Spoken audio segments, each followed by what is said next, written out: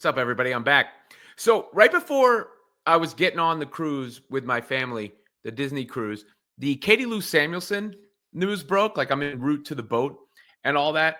And I'm so compelled to cover everything. I was almost like going to race away and do something on that. But I had promised my daughter I wouldn't work at least much on the ship itself and on the family vacation.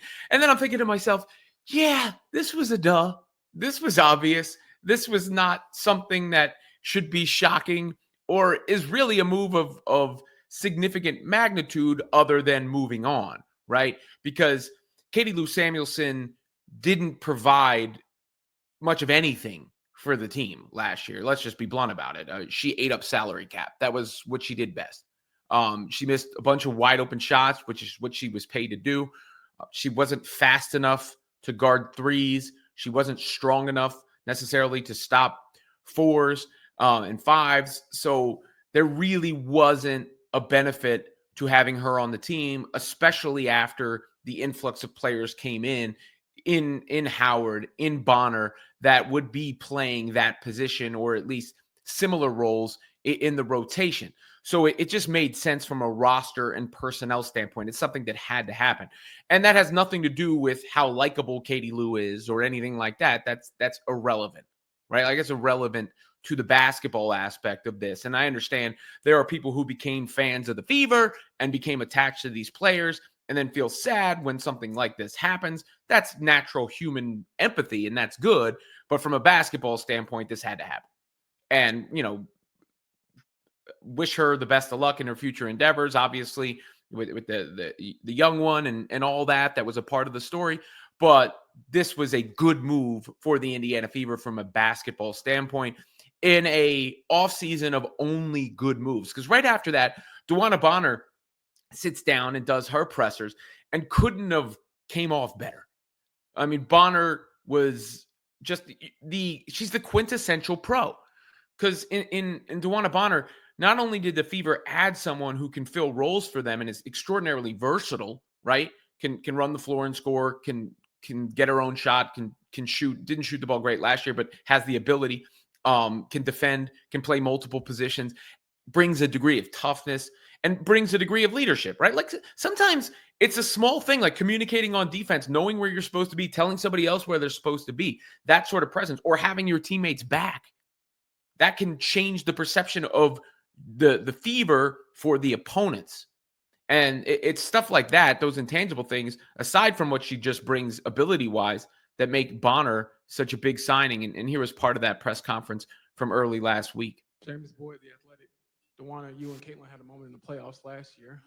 Pretty fun one. But how do you think that competitive spirit between you two can push each other? And then secondly, how do you think it can fit with her just complimentary-wise on the court play style? I'm glad you asked that question because my inbox has been going crazy about that moment. But I think it's just two competitive players that want to win and push their team to get over the finish line. It's playoffs, so emotions are high, tension is high. But I can be more excited to step on the court with Caitlin. We actually had a great workout this morning, and I think we just feed well off each other. So I'm just here to hopefully give my little leadership advice. I don't feel like I need to push her to be any type of player that she isn't already is. And I'm just happy to be here, and I hope that I can give her some knowledge to take her game to a different level. So when I retire, she can pass that along, to other players. Coming to this league is not easy by any means, and especially her path. But to see what she's already done for this league and in this organization is kind of insane, and you don't see that a lot in rookies. So hopefully, like I said, I can make her life a little easier. Not just her, the whole team, but hopefully she can make my life a little easier. Basically, a perfect answer there from DeWanna Bonner. The question was asked by James Boyd of The Athletic, who also posted this from Caitlin Clark, who reciprocated, as you would think, that respect, for Bonner being brought to the team and what she can bring to the team. Similar to what DB said about the competitive fire you all had the moment you had in the playoffs last year, all those things. How do you think your competitive fire can mesh with hers? Yeah, I mean, that's exactly what you want. You want your teammates to be just as competitive as you are. So I think training camp's going to be really fun. That's when you're competing live. You're getting after things. Coaches are figuring out what lineups work, what lineups don't. So I think it's more so like the drive of pushing your teammates to get better. And I think that's exactly what she speaks to when she talks about her leadership. Like, that's going to push all of us to get better when you can see a vet like that come in here and want to get better every single day still. And, you know, you're 12 plus, whatever they are in their career. That's inspiring. That motivates you to want to be better too. But just exciting. I mean, it should be exciting. And I've seen some, Fever fans who were like, this isn't the team that I knew. Good. It's better. Right? Because it is still the team it's still the foundation of that team. And that's what matters most. Like, look, Caitlin Clark is the engine of the team. Everything is being built around her.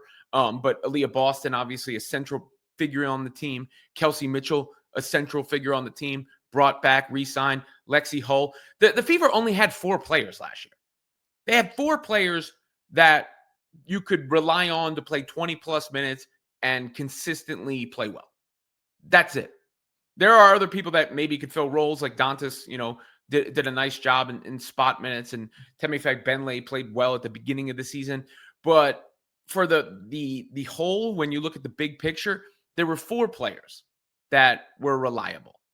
And all the players who were dead weight basically have been removed from the situation. And, like Grace Berger, for everybody saying anything about, she didn't play. I didn't see anything that makes me go, oh, wow, she's going to be the next big thing in the limited amount that I saw.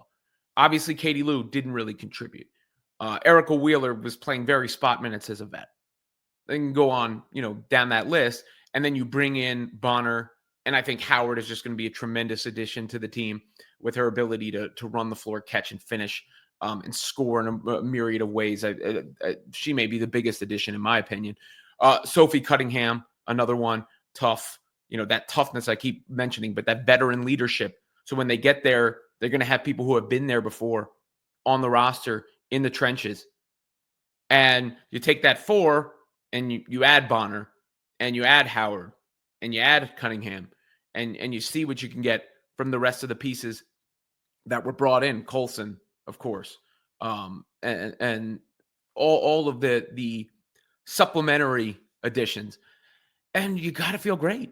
I mean, there's just no way to hear DeWanna Bonner speak and know what Caitlin Clark is going to bring and not feel great about where the Indiana Fever are headed. Because, look, there's a lot of one-year deals in the WNBA, so some of these players aren't going to be with the team long-term.